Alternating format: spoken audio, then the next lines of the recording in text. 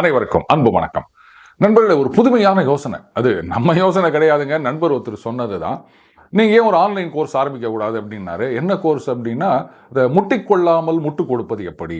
ஏன்னா இன்னைக்கு நிறைய பேர் வந்து முட்டு கொடுக்க ட்ரை பண்ணுறாங்க, நிறைய எஃபர்ட் போடுறாங்க. ஆனால் ஒரு பக்கம் முட்டு கொடுக்கும்போது இன்னொரு பக்கம் டேமேஜ் ஆகிடுது. ஸோ நீங்கள் தான் வந்து இந்த மாதிரி நிறைய விலையில்லா ஆலோசனை கொடுக்குறீங்களா, அதையே வந்து ஒரு லாபகரமான தொழிலாக செய்யக்கூடாது அப்படின்னு நம்மளை உசுப்பேற்றி விட்டாரு. சரி, நாமளும் எத்தனை நாள் தான் இப்படியே இருக்குது, அப்படி கொஞ்சம் காசு பணம் செட்டில் ஆகானாமா, அதனால் அந்த ஐடியாவை தீவிரமாக பரிசீலனை செய்து கொண்டு வருகின்றோம்.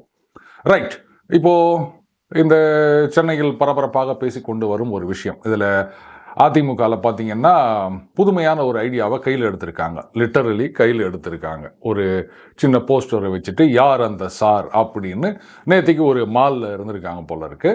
அதுக்கப்புறமா நிறைய போஸ்டர்லாம் செவுத்தில் ஒட்டியிருக்காங்க ஊர் முழுக்க. அதை வந்து கிழிக்கிறதுக்கும் சில பேர் போயிருக்காங்க. அதுக்கப்புறம் பார்த்தீங்கன்னா இந்த பக்கம் திமுகலேருந்து அவங்க தரப்பில் அந்த பொள்ளாச்சி விஷயம் அப்படின்னு போட்டு எடப்பாடி அவர்கள் படத்தை போட்டு தலையில் 2 கொம்பு போட்டு, அதனால் யாரும் நாளைக்கு அவரை பார்த்து என்ன உனக்கு மட்டும் தலையில் கொம்பு மொழிச்சிருக்கா அப்படின்லாம் கேட்கக்கூடாது. போஸ்டரில் 2 கொம்பு போட்டாங்க. ஸோ அந்த கேள்வி அவர்கிட்ட தவிர்த்து விடுங்கள். இந்த மாதிரி ஒரு போஸ்டர் வார் நடந்துட்டுருக்குங்க. இதில் இது என்ன மாதிரி ஜானரில் வரும் அப்படின்னு எனக்கு தெரியல. காமெடியா ட்ராஜடியா அப்படின்னு. தாவேகா தலைவர் விஜய் அவர்கள் அவர் வந்து இன்னைக்கு ஆளுநரை பார்க்க போகின்றார் அப்படின்னு ஒரு செய்தி காலையில் நியூஸ் வந்ததோ இல்லையோங்க, இந்த ஊடகங்கள்லாம் பார்க்கணுமே. என்னது, ரௌத்ரத்துடன் கிளம்புகிறார். எப்படி நீங்கள் பார்த்தீங்களா? ஒருவேளை அந்த ஆக்ஷனோட ஏதாவது இல்லை அந்த எமோஷனோட ஏதாவது ஃபோட்டோ ரிலீஸ் பண்ணாங்களா? அதிரடியாக களத்தில் இறங்குகிறார், அரசியல் களத்தில் இப்படின்னு ஒரு ஊடகத்தில். அப்போ இவ்வளோ நாளாக அவர் எங்கே இருந்தார்? கட்சி ஆரம்பிச்சாச்சு, கொள்கைலாம் லிஸ்டெல்லாம் போட்டார், அதுக்கப்புறம் கூட்டணியில் குழப்பம் ஏற்படுத்துறதுக்கும் ட்ரை பண்ணார். அப்போ இன்னைக்கு தான் வந்து அவர் களத்தில் இறங்குறாரா? இவ்வளோ நாளாக சரி பனையூர்லேயே இருந்தார் அப்படி வச்சுக்கலாம். இன்னொரு ஊடகத்தில் பார்த்தீங்கன்னா அரசியலில் எழுதுகிறார். ஐயோ, இப்போதான் ஆவே எழுதினா அதுக்கப்புறம் இந்த எல்லாம் முடிச்சுட்டு அதுக்கப்புறம் காங்காச்சாங்க இல்லை இக்கு இஞ்சி முடிச்சுட்டு அதுக்கப்புறம் கக்கா கீக்கி இதெல்லாம் முடிக்கிறதுக்குள்ள ஒரு 36-41 வருஷம் சொன்னேன். அது வந்துடும் போல இருக்குது. எப்போ வந்து எத்தனை எழுத்தையும் எழுதி முடிக்கிறது? இதில் பார்த்தீங்கன்னா ஆளுநரை சந்தித்து 3 கோரிக்கைகள், அதாவது பெண்கள் பாதுகாப்பு, அதுக்கப்புறம் இந்த ஃபெஞ்சல் புயல், இது சம்பந்தமாக 3 கோரிக்கைகள் அடங்கிய மனுவை கொடுத்திருக்கின்றார். இவர் ஒரு நினைவு பரிசு, அவர் ஒரு நினைவு பரிசு. இதை வந்து திமுகவில் சரியாக ட்ரால் பண்ணியிருக்காங்க. அவங்க கேட்டது கரெக்டு தான். ஏன் ஒருவேளை பனையூருக்கு ஆளுநர் வரமாட்டார்னு யாராவது சொன்னதுனால இவர் கிளம்பி போயிருக்காரா அப்படின்னு. எல்லாம் கரெக்டு. அதுலேயும் காலையில் பார்த்தீங்கன்னா அவர் கைப்பட ஒரு கடிதம் எழுதினார் அப்படின்ன உடனே வரங்க, அவருக்கு திடீர்னு இப்போ ஒரு ஃபேன் பேஸ் உருவாகி இருக்கின்றது. அதாவது பாஜகவில் இவ்வளோ நாளாக இருந்துக்குன்னு யாரும் கண்டுக்கல, பின்ன வெறும் ட்விட்டர்லேயே கொம்பு சண்டை போட்டுருந்தா என்ன நடக்கும்? அப்படிப்பட்டவங்களாம் இப்போ வந்து தாவேகாவுக்கும் விஜய் அவர்களுக்கும் ஃபயர் விட்டுனுக்கிறாங்க. சரி, அவங்க தான் வந்து பார்த்தீங்களா கைப்பட கடிதம் எழுதினார் அப்படின்னு அப்படியே புலகாங்கிதம் அடைவார்கள்னு பார்த்தா ஊடகங்களும் கைப்பட கடிதம் எழுதினார், அதில் ஒரு எழுத்துப்பிழை வேற இருக்குது. சரி இருக்கட்டும், விடுங்க, ஏதோ தமிழில் எழுதியிருக்கார், அது வரைக்கும் சந்தோஷப்படணும். இது ஒரு பெரிய விஷயமா? கைப்பட கடிதம் எழுதிவிட்டார் அப்படின்னா இது என்னவோ ஒரு கின்னஸ் சாதனை மாதிரி போடுவாங்க போல இருக்குது. இல்லை இது வரைக்கும் அரசியலில் யாருமே செய்யாத முயற்சி அப்படின்லாம் கூட சொல்லுவாங்க போல இருக்குது. எதுக்கு தேவையில்லாமல் இந்த மாதிரி ஊடகங்கள் ஃபயர் விட்டுனுக்கிறாங்கன்னு எனக்கு புரியலைங்க. அவர் அங்கேருந்து வரார், தோ கிளம்புறார், தோ வரார், நுழையிறார், இங்கே போகிறார், வெளில வரார், கையசைத்து அப்படியே போயிட்டாரு, யாருக்குமே பேட்டி கொடுக்கவில்லை. அதுக்கே இவ்வளோ நியூஸ் போட்டுனுக்கிறீங்க நீங்கள்? இந்த சினிமாவில் அந்த ஹீரோ பில்டப் காட்சின் போது ஃபர்ஸ்ட் சீனில் வரும்போது அப்படியே காலை ஒவ்வொரு ஸ்டெப்பாக எடுத்து வச்சு காமிப்பாங்க. இந்த நைட் ஆஃப் த ஜெனரல்ஸ் அப்படின்னு ஒரு படம், பழைய படம். அதில் பார்த்தீங்கன்னா தேவி தேட்டரில் 70mm பார்க்குறோம். அந்த டைட்டில் ஓடும்போது அந்த ஜெனரலோட காலை மட்டும் காமிப்பாங்க, ஷூ மட்டுமே ஸ்க்ரீன் ஃபுல்லாக தெரியும் அந்த 70mm. அந்த மாதிரி பில்டப் குத்துனுக்கிறாங்க. ஓவர் பில்டப்பு ஒத்து வராது அப்படின்னு சொன்னால் கேட்குறதா இல்லை. சரி ரைட், இருந்துட்டு போட்டோம்.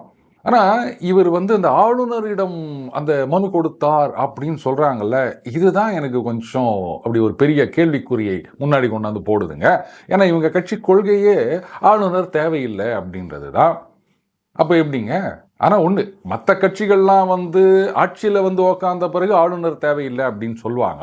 இவர் வந்து ஆட்சிக்கு வரத்துக்கு முன்னாடியே ஆளுநர் தேவையில்லை அப்படின்னு சொல்லிட்டாரு. அப்போ தேவையில்லாத ஆளுநர்கிட்ட எதுக்கு போய் நீங்கள் மனு கொடுக்குறீங்க? அப்போ ஏதோ ஒன்றுத்துக்கு தேவைப்படுது இல்லை. இது வேற அந்த நிதி வழங்க வேண்டும் ஒன்றிய அரசு அப்படின்லாம் வேற அதில் சேர்த்துக்கிறாராம். ஆளுநர் வந்து அதை பரிசீலிப்பதாக கூறினார் அப்படின்னு. ஹஹா, சரி விடுங்க. அரசியலில் அப்பப்போ கொஞ்சம் காமெடி தேவைப்படுது. சினிமாவில் வந்து ஆக்ரோஷமான ஹீரோவாக இருந்தவர்கள்லாம் அரசியலில் ஏன் இப்படி காமெடியில் இறங்கிட்டாங்க அப்படின்னு புரியல. மேபி காமெடி படம் தான் ஹிட் ஆகுறது அப்படின்றதுனால அரசியலையும் இந்த மாதிரி பண்ண ஆரம்பிச்சிட்டாங்களோ. சீமானுக்கு டஃப் காம்படிஷன் கொடுப்பாருன்னு நினைக்கிறேன் விஜய் அவர்கள். இதில் பார்த்தீங்கன்னா இப்போ திமுக ஆதரவாளர்கள்லாம் இன்னொரு பக்கம் கேள்வி கேட்டுட்டு இருக்காங்க. இந்த மாதிரி வந்து பல்கலைக்கழகத்தில் இது மாதிரி நடந்திருக்கு அப்படின்னு சொன்னால் காரணம் அங்கு துணைவேந்தர் இல்லை அப்படின்னு. அது மட்டும் இல்லை, இன்னும் ஒரு சில பல்கலைக்கழகங்கள் லிஸ்ட்டும் போட்டுக்கிறாங்க. அதெல்லாம் தான் வந்து இந்த மாதிரியான பிரச்சனைகளுக்கு காரணம் அப்படின்னு. எனக்கு புரியல, அவர் என்ன துணைவேந்தரா இல்லை வந்து எலக்ட்ரிஷியனா? இந்த சிசிடிவி அதெல்லாம் ஒர்க் பண்ணுதா இப்படின்னு பார்க்குறதுக்கு துணைவேந்தர் தான் வேணுமா? வேறு யாருமே அங்கே கிடையாதா? இது என்ன மாதிரி லாஜிக்குன்னு அப்படின்னு எனக்கு புரியல. சரி ரைட்டு, அப்போ வந்து ஒரு கல்லூரி இல்லை பல்கலைக்கழகத்தில் நடந்தால் துணைவேந்தர் தான் பொறுப்பு அப்படின்னு சொன்னால் கோர்ட்டு வாசலில் நடந்ததுக்கு யார் பொறுப்புன்னு சொல்வாங்க? தான் இப்போ புரியுதுங்களா? இந்த முட்டி கொள்ளாமல் முட்டு கொடுப்பது எப்படி அப்படின்ற கோர்ஸ் ரொம்ப ரொம்ப அவசியம் அப்படின்றதுக்காக நான் சொல்கிறேன். அதுக்கப்புறம் இந்த பள்ளி மாணவர்கள் அந்த ஜாதி பிரச்சனை அதில் வந்து தாக்குதல் அதெல்லாம் நம்ம பார்த்தோம். அப்போ இதுக்கு வந்து யார் பொறுப்பு அப்படின்னு சொல்லுவாங்க? ஏன் அங்கே யாராவது ஹெட் மாஸ்டர் இருந்தாங்கன்னா, ஏன்னா அந்த படத்தில் சொல்லுவாங்கல்ல, அதாவது நாம் அடித்தா திருப்பி அடிக்காதவங்க, பிள்ளையார் கோயில் பூசாரி, அதுக்கப்புறமா பழைய துணிக்கு பகிட்டி வைக்கிறவன், அதுக்கப்புறம் ஸ்கூல் வாத்தியார்னு வாங்கலை, அந்த மாதிரி எச்சம் தலையில் பழி போட்டுருவாங்களோ. சரி, இன்றைக்கி துணைவேந்தர் நியமிக்கப்படாததற்கு ஆளுநர் காரணம் அப்படின்னு சொன்னால் இந்த செய்தியை பாருங்கள். ஐயா ராமதாஸ் அவர்கள் கேட்டிருக்காரு, ஹெட்மாஸ்டர் இத்தனை பள்ளிகளில் வந்து வேக்கன்சி இருக்கிறதா செய்தி வந்திருக்கின்றது, எப்போ நியமிக்கப்படுவார்கள் அப்படின்னு கேட்டுக்கிறாருங்க. எப்படி ஹெட்மாஸ்டர் நியமனத்துக்கும் ஆளுநர் தான் முட்டுக்கட்ட போடுறாரா? சரி, இப்போ இந்த செய்தியை பாருங்க. அன்புமணி ராமதாஸ் அவர்கள் இந்த மாதிரி ஆசிரியர் பணியிடங்கள் இத்தனை வருஷமாக நிரப்பப்படாமல் இருக்கின்றது அப்படின்னு சொல்லியிருக்காரு. அப்போ இதுக்கும் ஆளுநர் தான் முட்டுக்கட்ட போடுறாரா? சரி, அதெல்லாம் போட்டோம். இதை பாருங்க, இந்த மக்களை தேடி மருத்துவம் அப்படின்னு சொன்னாங்க. இதில் எத்தனை கோடி பேர் பயனடைந்திருக்கின்றார்கள் அப்படின்லாம் சொன்னாங்க. கரெக்டு. ஆனால் இப்போ அதில் வேலை செய்கின்ற பணியாளர்கள் அவங்களுடைய குறை இதை பாருங்க. இதுக்கு என்ன சொல்ல போறீங்க? ஒரு நாளைக்கு 183 ரூபாயா அவர்களுக்கான ஊதியம். இந்த மினிமம் வேஜஸ் ஆக்ட்னு ஒன்று இருக்குது. அதில் இது வருமா அப்படின்னு எனக்கு தெரியலங்க. அதுக்கப்புறம் அவங்க என்ன சொல்கிறாங்கன்னா 2 மணி நேரம் வேலை அப்படின்னு சொன்னாங்க. ஆனால் இன்றைக்கி வந்து 8 மணி நேரத்துக்கும் வந்து மேலே வேலை செய்ய வேண்டியதாக இருக்குது. அடுத்தது தொற்றாத நோய்கள், நான் கம்யூனிகபிள் டிசீஸ்ன்னு சொல்லுவாங்க, அதுக்கு மட்டும்தான் சொன்னாங்க. ஆனால் இப்போ வந்து இந்த தொற்று நோய்களுக்கும் வேற நாங்கள் வந்து மருத்துவம் கொடுக்க வேண்டியதாகுது. ஒர்க்லோடு அதிகமாகிடுச்சு. ஆனால் எங்களுக்கு எந்த விதமான பணிப்பலன்களும் இல்லை. இதெல்லாம் வேணும். ஐநா சபை பாராட்டினா போதுமா? நாங்கள் வந்து நல்லா இருக்க வேணாமா அப்படின்லாம் கேட்டிருக்காங்க. இதுக்கு என்ன பதில் சொல்ல போகிறாங்க அப்படின்னு தெரியல. அடுத்ததாக ஐயா ராமதாஸ் அவர்கள் கேட்டிருக்காரு, எல்லாருமே கேட்டிருக்காங்க, இந்த பொங்கல் தொகுப்போட 1000 ரூபாய் எங்கே அப்படின்னு. அதுக்கு என்ன சொல்லியிருக்காங்க அரசு தரப்புலேருந்து, இல்லை இந்த மாதிரி வந்து மத்திய அரசாங்கம் நாங்கள் வந்து இத்தனை 1000 கோடி கேட்டோம் அந்த புயல் நிவாரணத்துக்கு, அவங்க 200 சில்லற கோடி தான் கொடுத்தாங்க, அதுக்கெல்லாம் செலவு பண்ண வேண்டியதாக இருக்குது. ஸோ அதனால் இந்த 1000 ரூபாய் கொடுக்க முடியவில்லை அப்படின்னு சொல்லியிருக்காங்க. இப்போது இங்கே பிரச்சனை பரபரப்பாக ஓடினுக்குதுங்க. இந்த பக்கம் அந்த பக்கம்னு 2 பேரும் வாத பிரதிவாதங்கள், அக்யூசேஷன், கவுண்டர் அக்யூசேஷன் அப்படின்னு ஓடிட்டுருக்கு. ஆனால் முதலமைச்சர் அவர்கள் வந்து பாருங்க, இந்தியாவிலேயே முதல் முறையாக கண்ணாடி இழை பாலத்தை திறந்து வைத்திருக்கிறோம் அப்படின்னு சொல்லியிருக்காரு. எங்கே? அந்த கன்னியாகுமரியில் வள்ளுவர் சிலை இருக்கு இல்லையா, அங்கே போவதற்கான பாலமா? அது இப்படி அத்தியாவசியமான ஒன்றா? வள்ளுவர் சிலைக்கு போகணும், அங்கே வந்து போக்குவரத்து இருக்கின்றது. என்னைக்காவது கடல் சீற்றம் இருக்கும்போது தான் வந்து அது தடைபடுகின்றது, நான் ஒத்துக்கிறேன். ஆனால் அதற்கெல்லாம் காசு இருக்குது. இப்போது சென்னையில் கூட பார்த்தீங்கன்னா அந்த செம்மொழி பூங்கா அப்படின்னு சொல்லிட்டு அதில் பறவைகள்லாம் வச்சுக்கிறாங்க. ஆனால் அதுக்கு வந்து கட்டணம் நிறைய இருக்குது, அதனால் போட்ட காசு வந்துடும் நினைக்கிறேன். பட் அந்த இனிஷியல் இன்வெஸ்ட்மெண்ட்னு ஒன்று இருக்குல்ல, அப்போது இதுக்கெல்லாம் காசு செலவு பண்ண முடியுது. இந்த பண்டிகையை சந்தோஷமாக கொண்டாடுறதுக்கு ஒரு 1000 ரூபாய். இதில் வேறு எதிர்கட்சியில் கேட்டுக்கிறாங்க, போன தடவை கொடுத்த பொருட்கள்லாம் வேறு இந்த தடவை நம்பர் ஆஃப் ஐட்டம்ஸ் குறைவாக இருக்கின்றது, அந்த 1000 ரூபாயும் குறைச்சிட்டிங்க, மக்கள் சந்தோஷமாக கொண்டாட வேணாமா அப்படின்னு கேட்டுக்கிறாங்க. சரி ரைட், என்ன பண்ணுறது? அதான் எல்லாத்துக்கும் வந்து ஒன்று மேலே பழிய போடணும், இல்லை வந்து முன்னாடி ஆண்டவர்கள் மேலே பழிய போடணும். இதுதான் வந்து பாலிசி. அதனால் இப்போ ஒன்றிய அரசு மேலே பழிய போட்டலாம், ஒன்றும் பிரச்சனை இல்லை. அண்ட் இப்போ நடந்துகிட்ருக்க இந்த பெண்களுக்கு எதிரான வன்முறைகள் அண்டு பெண்கள் பாதுகாப்பு. இதில் பார்த்தீங்கன்னா இந்த சின்ன பசங்கள்லாம் WWF கார்டு வச்சு விளையாடுவாங்க. வந்து ஹைட்டு அப்படின்னு ஒன்று போடுவான், அந்த பக்கம் வெயிட்டுன்னு ஒரு கார்டை போடுவான், மாற்றி மாற்றி கார்டு போட்டிருப்பாங்க. அந்த மாதிரி இவங்க இதை கேட்டால் உடனே அவங்க வந்து பொள்ளாச்சி அப்படின்றது, இவங்க வந்து இந்த மாதிரி கொலைகள் அப்படின்னா உடனே அவங்க வந்து அந்த ஆட்சியில் கொலைகள் அப்படின்னு வேண்டியது, திருட்டு நடந்தது அப்படின்னா அந்த ஆட்சியில் எவ்வளோ திருட்டு அப்படின்னு இப்படி மாற்றி மாற்றி கார்டு போட்டுன்னு இருக்கிறாங்க. நான் அப்படியே இந்த பக்கம் உட்காந்துன்னு பார்த்துட்டு இருக்க வேண்டியதான், வேறு வழியே இல்லை அப்படின்னு நினைக்கிறேன். யாராவது ஒருத்தர் சொல்லுங்கப்பா ரம்மி இல்லை, ஃபுல்லுக்கு தாங்காது, கவுத்துரு அப்படின்னு சொல்கிற வரைக்கும் இந்த ஆட்டம் அப்படியே ஓடின்னு இருக்கும் போல இருக்கு. ஓ, ரம்மி வேற இது வேறையா, நான் ரெண்டுத்தையும் போட்டு கன்ஃபியூஸ் ஆகிட்டேன். அந்த ரம்மி விளையாட்டை வந்து தடை செய்ய போகிறோம் அப்படின்னு சொன்னாங்க, சட்டம்லாம் கொண்டு வந்தாங்க. அகைன் ஐயா ராமதாஸ் அவர்கள் மட்டும்தான் கேட்டுனுக்கிறாரு. இதை பாருங்க, இந்த காலகட்டத்தில் வந்து இத்தனை பேர் தற்கொலை செய்து கொண்டிருக்கின்றார்கள் ரம்மி ஆட்டத்தினால, இதை வந்து எப்போ தான் தடை செய்ய போகிறீங்க அப்படின்னு சட்டம் கொண்டு வந்தாங்க. அதை முதல்ல வந்து கவர்னர் திருப்பி அனுப்பினார். உடனே இங்கே சில பேர் பார்த்தீங்களா, கவர்னர் வந்து இந்த ரம்மி நிறுவனங்களுக்கு ஆதரவாக அப்படின்லாம் சொல்லியிருந்தாங்க. அதுக்கப்புறம் கவர்னர் வந்து அந்த சட்டத்தை கழுத்து போட்டு அனுப்பிச்சிட்டாருங்க. இப்போ அந்த சட்டம் என்ன ஆச்சு அப்படின்னா கோர்ட்டில் நிற்கலை. இதைத்தானே கவர்னர் அன்றைக்கே சொன்னார். ஸோ என் ரிசல்ட் என்ன, அதிமுக ஆட்சியிலும் ஒரு சட்டம் கொண்டு வந்தாங்க, அதுவும் செல்லாதுன்ட்டாங்க. இப்போ இதே தான் அவங்களும் கொண்டு வராங்க, என்ன கொஞ்சம் ஏதோ மாடிஃபிகேஷன் கொண்டு வந்திருப்பாங்க போல இருக்கு, அதுவும் செல்லாதுன்னுச்சாங்க. வழக்கம் போல் ரம்மி வந்துன்னு தான் இருக்குது. தற்கொலைகள் தொடர்ந்து நடந்து கொண்டு தான் இருக்கின்றன. ஐயா ராமதாஸ் அவர்கள் திருப்பி ரம்மியை ஒழிக்க வேண்டும் அப்படின்னு அவரும் சொல்லிட்டு தாங்கிறாரு. நாமளும் வந்து பார்த்துட்டு ரைட்டு அப்படின்னு தலையாட்டிட்டு போயிட்டே தான் இருக்க போகிறோம். நாம் வந்து அதுலேருந்து கொஞ்சம் கூட மாற போகிறதில்ல இல்லையா. ஆனால் எனக்கு என்ன ஒரே ஒரு ஆச்சரியம்னா, இந்த முறை இந்த பிரச்சனையை கையாளுகின்ற விதம் கொஞ்சம் மாறி இருக்குன்னு நினைக்கிறேன். வழக்கமாக எந்த பிரச்சனைனாலும் மாண்புமிகு அமைச்சர் மா சுப்பிரமணியம் அவர்கள் அவர் தான் வந்து பேட்டி கொடுத்துட்ருப்பார். இந்த டிஃபெண்ட் பண்ணுறதுக்குன்னு இப்போ நம்ம கிரிக்கெட்டில் சில பேர் வச்சுருக்கோம் இல்லையா, அந்த மாதிரி பல பிரச்சனைகளிலும் அவர் தான் வந்து பத்திரிகையாளர்களை சந்தித்து விளக்கம் கொடுத்துட்ருப்பார். ஆனால் இந்த தடவை வந்து அவர் எங்கேயும் காணுங்க. இந்த உயர்கல்வித்துறை அமைச்சர் அவர்களும் சட்டத்துறை அமைச்சர் அவர்கள் இவங்க தான் வந்து பதில் கொடுத்துட்ருக்காங்க.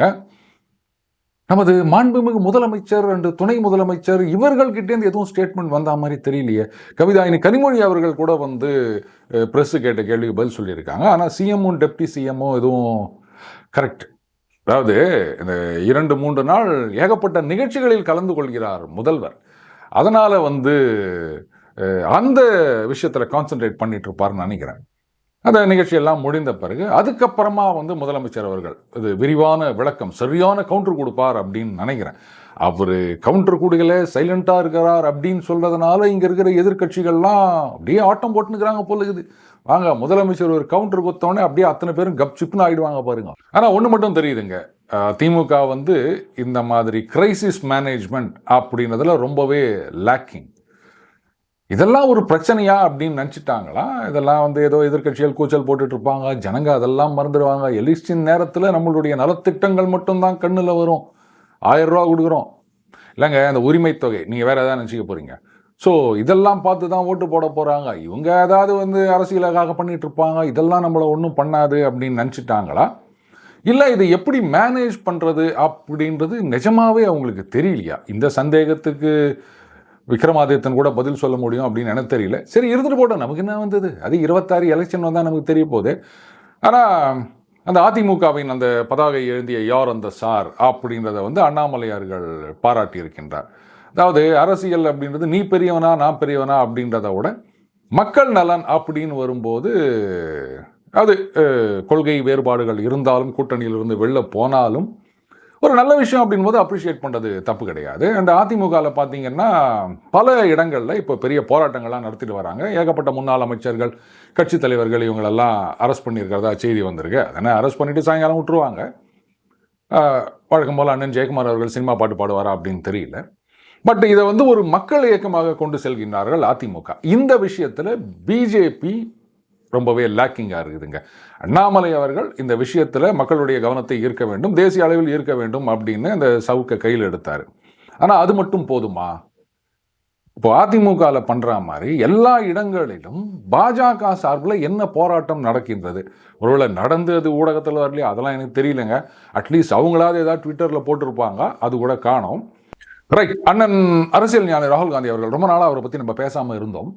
இப்போது முன்னாள் பிரதம மந்திரி மன்மோகன் சிங் அவர் வந்து காலமானார். அதில் பார்த்தீங்கன்னா வழக்கம் போல் அரசியல் பண்ண ஆரம்பிச்சிட்டாங்க. அவருக்கு வந்து ஒரு பொது ஜனம் மாதிரி தான் வந்து எல்லாம் நடத்தப்பட்டது அப்படின்லாம் குற்றச்சாட்டு வைத்திருக்கிறார்கள். அது அரசு தரப்பில் அதுக்கு மறுப்பு கொடுத்துருக்காங்க. ஆனால் மன்மோகன் சிங் அவர்களை இன்னைக்கு இவ்வளோ அளவுக்கு புகழ்ந்து தள்ளுகிற காங்கிரஸ் அந்த காலத்தில் என்ன பண்ணாங்க அப்படின்னு யோசிச்சு ஆச்சரியமா இருக்குது. என்னங்க திடீர்னு பாசம் வந்துச்சு உங்களுக்கு? இதே மன்மோகன் சிங் அரசு வந்து அதுவும் எப்படி அந்த கூட்டணி கட்சிகளுடைய அழுத்தம், சோனியா காந்தி அவர்களுடைய அழுத்தம், அதனால வந்து இந்த குற்றவாளிகள் என்று நீதிமன்றத்தால் தீர்ப்பு வந்தால் அவர்கள் பதவியை பறிப்பதற்கான அந்த ஆர்டினன்ஸ், அவசர சட்டம், அதை கொண்டு வரணும்னு பிளான் பண்ணுறாரு நம்ம அண்ணன் ராகுல் காந்தி அவர்கள். போயிட்டு அதை சரகுன்னு கிழிக்கிறார். அவர் அன்னைக்கு அதை கிழிக்காமல் ஆர்டினன்ஸ் கொண்டு வந்திருந்தாங்கன்னா அண்ணன் லாலு இவங்கெல்லாம் நிறைய பேர் தப்பிச்சிருப்பாங்க. அவங்கெல்லாம் வந்து ஜெயிலில் போனதுக்கு காரணமே அண்ணன் ராகுல் காந்தி தான். ஒருவேளை அதுக்கு பழி வாங்கிறதுக்கு தான் அன்னைக்கு ராகுல் காந்தி கிட்ட சொன்னாரோ லாலு, கல்யாணம் பண்ணிக்கப்பா, உன் ஊர்வலத்துக்கு நான் வரேன் அப்படின்னு. சரி கொடுங்க, அது அவங்களுக்குள்ள ஏதோ, நம்ம அதுக்குள்ளே போக வேண்டாம். அப்போது அன்றைக்கு வந்து மன்மோகன் சிங் அவர்கள் ஒரு பொருளாதார மாமேதை, ஒரு ஜென்டில்மேன் பிரைம் மினிஸ்டர் அப்படின்றதெல்லாம் தெரியலையா? அட்லீஸ்ட் இவர் வந்து கட்சி தலைமையோட கருத்தை கேட்காமையா இப்படி ஒரு ஆர்டினன்ஸ் கொண்டு வந்திருப்பார். அதை கட்சிக்குள்ளேயே பேசியிருந்திருக்கணும். இல்லை பிரதம மந்திரி கிட்ட இவருக்கு இல்லாத ஆக்சஸா நேராக போயிட்டு இல்லைங்க இது தப்புங்க, சரி வராதுங்க அப்படியாவது சொல்லியிருக்கணும். பிளேயிங் டு த கேலரிஸ் அப்படியே ஒரு பேப்பரை கீழ்ச்சி போடுறாரு. அந்த அளவுக்கு அசிங்கப்படுத்தினவர் தான் ராகுல் காந்தி அவர்கள். சரி, அதுக்கு முன்னாடி அப்படின்னு பார்த்தீங்கன்னா மன்மோகன் சிங் அவர்கள் ரிசர்வ் பேங்க் ஆஃப் இந்தியா கவர்னராக இருந்தாருங்க. சமீப காலங்களில் கவர்னராக இருந்தவர்கள் பெயரெல்லாம் நமக்கு பிரபலமாக இருக்கின்றது. இப்போ கடைசியாக இருந்தவர் கூட நிறைய அவார்டெல்லாம் வாங்கினார். அவர் தமிழ்நாட்டு கேடர் அதிகாரி, தமிழில் நல்லா பேசுவார். ஒரு பேட்டியில் தமிழ்லேயே பதில் சொல்லியிருந்தார், நம்ம பார்த்துருக்கோம். ஆனால் மன்மோகன் சிங் அவர்கள் வந்து கவர்னராக இருந்தப்போ இந்த அளவுக்கு யாராலும் அறியப்படாதவர். அவர் அந்த பதவியிலேருந்து தூக்கினது யார் அப்படின்னு கேட்டால், எந்த காங்கிரஸ் இன்னைக்கு அவர் அப்படி புகழ்ந்து தள்ளிட்டு இருக்காங்களோ அதே ராஜீவ் காந்தி அவர்கள், காங்கிரஸ் பிரதம மந்திரி, அவர் தான் வந்து அவர் பதவியிலேருந்து தூக்கினார்னு சொல்கிறாங்க. எல்லாத்துக்கும் மேலே மன்மோகன் சிங் அவர்களை பற்றி பேசும்போது பொருளாதார மாமேதை, இந்தியாவை வந்து பொருளாதார மாபெரும் சரிவில் இருந்து மீட்டு காத்தவர் அப்படின்னு சொல்கிறாங்க. இது எனக்கு என்ன சந்தேகம் அப்படின்னா, சரி பொருளாதார அழிவிலிருந்து, அதாவது ஃப்ரம் கோயிங் பேங்க்ரப்ட், இதை தடுத்து காப்பாற்றினார் அப்படின்னா அப்போது அந்த அழிவுக்கு காரணம் யார்? 91 நரசிம்மராவ் அவர்கள் பிரதம மந்திரி ஆகிறாரு. அவர் வந்து மன்மோகன் சிங் அவர்கள் வந்து ஃபினான்ஸ் மினிஸ்டராக கொண்டு வராருங்க. அதுக்கு முன்னாடி வரைக்கும் அந்த 89லேருந்து கொஞ்சம் காலகட்டத்துக்கு அந்த 2 வருஷம் வச்சுக்கலாமா, அதில் வந்து காங்கிரஸ் அல்லாத ஆட்சி இருந்தது. அதுக்கப்புறம் 77லேருந்து 80 வரைக்கும் ஒரு 3 வருடங்கள் காங்கிரஸ் அல்லாத ஆட்சி இருந்தது. ஸோ 47லேருந்து 91 வரைக்கும் 5 வருடங்கள் தவிர மீதி முழுக்க ஆட்சியில் இருந்தது காங்கிரஸ் கட்சி. இதில் பார்த்தீங்கன்னா சந்திரசேகர் அவர்கள் அந்த இன்டரிம் பீரியடில் வராரு, அவர் பிரைம் மினிஸ்டராக. அப்போ வந்து பேலன்ஸ் ஆஃப் பேமெண்ட் கிரைசிஸ், நமக்கு வந்து அந்நிய செலாவணி இல்லை, தங்கத்தை கொண்டு போய் அடமானம் வச்சு நம்ம பணம் வாங்குற நிலைமைக்கு இருந்தோம். அப்போது அதுக்கு முன்னாடி வரைக்கும் 89 வரைக்கும் ஆட்சியில் இருந்தது காங்கிரஸ் கட்சி. அப்போ அந்த பொருளாதார சீரழிவுக்கு காரணமே காங்கிரஸ் கட்சி தானுங்க. இந்த படத்தில் சொல்லுவாங்களே, இவங்களே வைப்பாங்களாம் அவங்களே எடுப்பாங்களான்னு, அந்த மாதிரி தான் இருக்குது. இவங்களே சீரழிவு பண்ணுவாங்களா, அதுக்கப்புறம் இவங்களே வந்து பார்த்தீங்களா நாட்டை காப்பாற்றி விட்டார் அப்படின்னு. நாட்டை நாசமாக பண்ணதே இந்த காங்கிரஸ் கட்சி தானே. சரி, இதில் வந்து அகெயின் மன்மோகன் சிங் அவர்கள் தான் வந்து இந்த பொருளாதார சீர்திருத்தங்களை எடுத்து வந்தாரா அப்படின்னா, இது ஏற்கனவே ஜாம்பவானில் விலாவாரியாக ஒன்று பேசியிருக்கோம், நான் சுருக்கமாக சொல்கிறேன். 70 காலகட்டங்களில் சீஃப் எக்கனாமிக் அட்வைசராக அப்போ இருந்த பிரைம் மினிஸ்டர் இந்திரா காந்தி அவர்களுக்கு மன்மோகன் சிங் அவர்கள் இருந்தார். அப்போ பார்த்தீங்கன்னா அதிகபட்ச இன்கம் டேக்ஸ் வந்து நம்ப முடியாமல் இருக்கும், 97.5%. ஆமாம், சீஃப் எக்கனாமிக் அட்வைசர் மன்மோகன் சிங் அவர்கள் இருக்கும்பொழுது தான் இந்த இன்கம் டேக்ஸ் ஸ்லாப் இந்தியாவில் இருந்தது. அப்போல்லாம் அவர் ஒன்றும் பெரிய பொருளாதார மாற்றங்களை பண்ண மாதிரி தெரியல. ரிசர்வ் பேங்க் கவர்னராக இருக்கும்போதும் பெருசாக மானிட்டரி பாலிசிலையோ ஃபிஸ்கல் பாலிசிலையோ பெரிய சேஞ்சஸ் கொண்டு வந்ததா தெரியல. நரசிம்மராவ் அவர்கள் வந்து இவரை ஃபினான்ஸ் மினிஸ்டர் ஆக்கின பிறகு தான் அவர் பொருளாதார மாமேதை ஆனாரா? அதுக்கு முன்னாடிலாம் அந்த மாமேதை இல்லையா? எனக்கு இது பதில் சொல்லுங்க. அடுத்தது அந்த 91 காலகட்டத்தில் என்ன நடந்தது அப்படின்றது எனக்கு ரொம்பவே நல்லா தெரியும். ஏன்னா அந்த பீரியடில் I was in planning commission. AN Varma அப்படின்னு ஒரு ஃபைனஸ்ட் ஐஏஎஸ் ஆஃபீஸர் இருந்தார். அவர் பிளானிங் கமிஷனில் இருந்தார். நரசிம்மராவ் அவர்கள் பிரதம மந்திரி ஆன உடனே இவரை வந்து கொண்டு போயிட்டாருங்க. இந்த பொருளாதார சீர்திருத்தங்கள் எல்லாத்துக்கும் ஆர்கிடெக்ட் ஏஎன் வர்மா அவர்கள். அவர் பிரைம் மினிஸ்டரோட கன்சல்ட் பண்ணுவார், ப்ளூ பிரிண்ட் என்னென்னலாம் பண்ணணும், இதை பண்ணணும் அப்படின்னு சொல்வார். அதை எக்ஸிக்யூட் பண்ணுறது மட்டும்தான் மன்மோகன் சிங் அவர்களே தவிர, அவராக எல்லாத்தையும் கொண்டு வந்தார், அவர் தான் பொருளாதார சீர்திருத்தத்துக்கு காரணம் அப்படிங்கிறத கொஞ்சம் கூட ஏற்றுக்க முடியாது. இது வரலாற்றை திரித்து எழுதும் முயற்சி தானே தவிர வேற ஒன்றுமே கிடையாது. ஏன்னா அந்த காலகட்டத்தில் 91லேருந்து 92 நான் அங்கே தான் இருந்தேன் பிளானிங் கமிஷனில். ஸோ என்ன மாதிரியான மாற்றங்கள்லாம் வந்தது சொல்லப்போனால், அது நரசிம்மராவ் அவர்கள் பிஎம்ஆ வரத்துக்கு முன்னாடி எங்கள் ஆஃபீஸ்லேயே எல்லாம் பேசிகிட்டு இருக்காங்க. அப்போ அதில் ஒருத்தர் வந்து சொல்கிறாரு, அவருடைய பிரதர் வந்து கடலில் மீன் பிடிக்கிறோம் இல்லையா, இதை வந்து வெளிநாடுகளுக்கு எக்ஸ்போர்ட் பண்ணுறதுக்கு லைசன்ஸ் வாங்கிறதுக்கு 6 லட்சம் ரூபாய் யார்கிட்டயோ கொடுத்து லைசன்ஸ் வாங்கினார்னு பேசினாருங்க. இதை கேட்ட உடனே லூசு மாதிரி நான் பெப்பேன்னு முடிச்சேன்.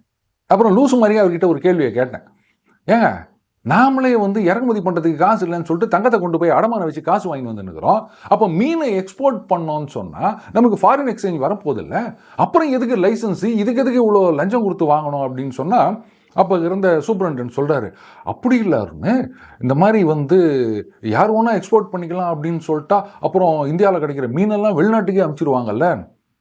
அடங்கப்பா, அப்போ உலக நாடுகளில் எங்கேயுமே மீன் கிடையாது, இந்தியாவில் மட்டும்தான் மீன் இருக்குது, நாம் எல்லாத்தையும் அங்கே அனுப்பிச்சிட போகிறோம், இங்கே இருக்கவங்கெல்லாம் மீன் இல்லாமல் இருக்க போகிறாங்களா, என்ன தத்துவம் இது அப்படின்னா, இதுதான் பாலிசி, இதுதான் சோசியலிசம் அப்படின்னாரு.